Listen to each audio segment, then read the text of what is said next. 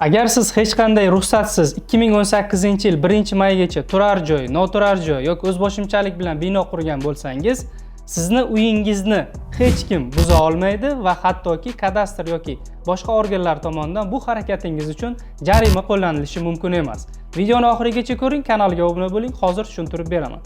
937-sonli o'zboshimchalik bo'yicha, ya'ni aksiya bo'yicha qonunning 31-moddasi 2-qismiga ko'ra, siz, demak, ushbu qonun qabul qilingandan so'ng aksiya doirasida ishtirok etayotgan bo'lsangiz, ya'ni sizni qurilmangiz, binoyingiz, noturar joyingiz o'zboshimchalik bilan qurilgan bo'lsa, buning uchun siz jarimaga tortilishingiz va tegishli tartibda sudda qarori chiqarilib, uyingiz buzilishga tushishi noto'g'ri hisoblanadi. Agar sizga shunday talablar qo'yilayotgan bo'lsa, 937-sonli qonunning 31-moddasi 2-qismini asos sifatida ko'rsating.